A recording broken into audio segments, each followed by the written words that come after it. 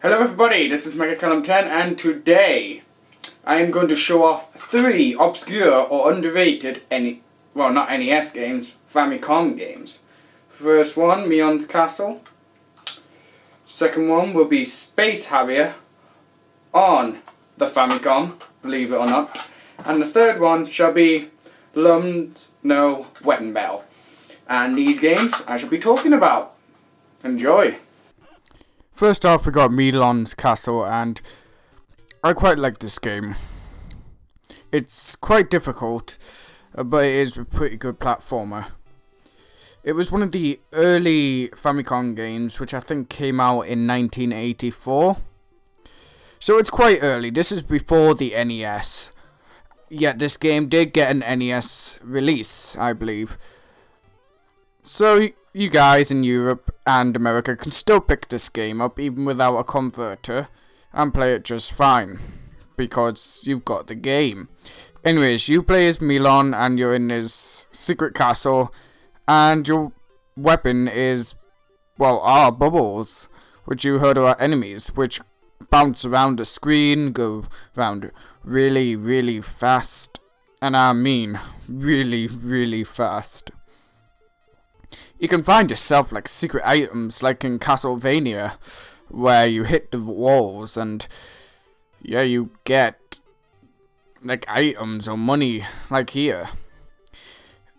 I wonder if Castlevania took inspiration from this game since it was released afterwards. Anyways, the key is what you find to get yourself out of the room, I presume. I haven't played this game much, and to be all that honest, I have only probably played it about 3-4 times, so I haven't had a proper play of it. But I have played it quite a bit within those 4 times to gather the concept of the game. This isn't my best playthrough, but like I said, it is quite a challenging game of sorts. I can't understand language on this bit here, so yeah, Japanese for the win.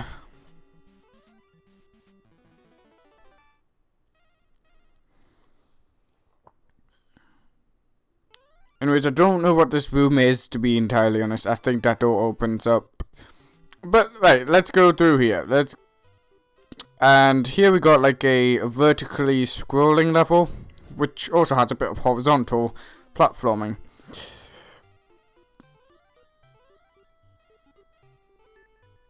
It is quite a nice game. The music is good as well. Quite simplistic as well. But what would you expect from an early NES/Famicom game? This is definitely somewhat a hidden gem and a little bit obscure because of your weapon. The enemies are definitely scream Japanese. So, yeah, I actually end up dying here because I can't actually get past this bit for some reason. Which brings us on to our next game, which is Space Harrier. This is my all-time favorite arcade game. But look, it's on the Famicom. So is it worth it on the Famicom? Well, the music is decent.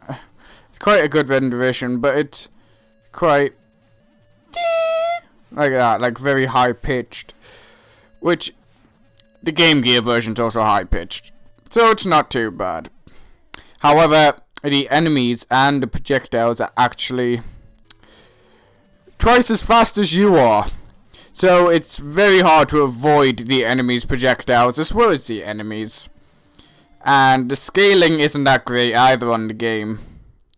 Like, sometimes you think an enemy is actually far away when he's actually right in your face. The Master System did a little bit of a better job, but it looked like it had cut out JPEG images in the game, while the NES version actually looks like it's trying to scroll. So there's something that the NES has, Famicom has over the Master System version. But I still prefer the Master System version. I think it's a little bit more playable.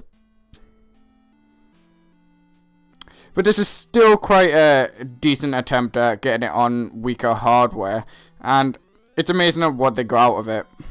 But here you can see how high pitched the sound is.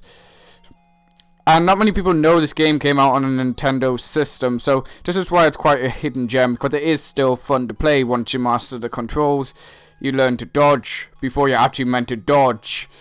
It is quite good.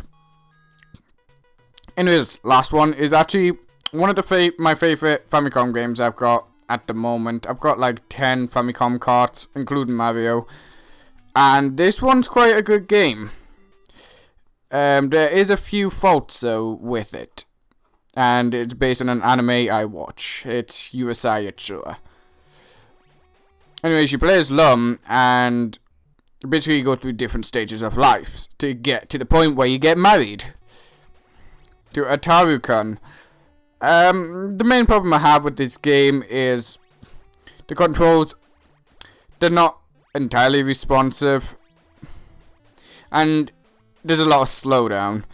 You're basically limited by like 3 to 5 projectiles on screen at once, and the enemy's patterns keep changing. That it's really you can't get the enemy's patterns down properly, so it can become quite a challenging game. Sometimes you want to hit an enemy, you can't, and because of the way the jump works, you'll find yourself falling through the floor quite a bit. Well, not through the floor, but through the gaps quite a bit.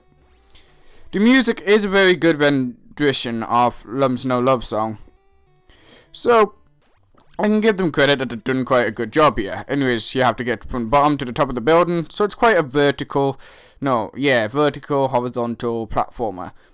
Mario is less vertical, more horizontal, unless I'm getting it the other way around. I'm not quite sure if it's horizontal or vertical I'm looking at here. But this is still quite a good game, and it's one of the favourites I got on the Famicom at the moment. I am a big fan of Rumiko Takeshi's work, which is why I've got the Ranma games on the Super Famicom. But yeah, this is more of an obscure hidden gem because of how it's kind of obscure. You use lightning bolts, and it's an anime game. People don't think there's that many anime games in older systems. Well, there's quite a few, but they're being remarketed in the US and UK. This one is exclusive to Japan. Thank you for watching. I just wanted to say sorry if my audio sounded a bit weird in this video. Maybe because my mic setting was on the wrong setting. However, thank you again for watching the video. Let me know what you think of my new cable that I got. Instead of using a cheap composite to HDMI adapter, I now have the proper official cable for my Hopog rocket.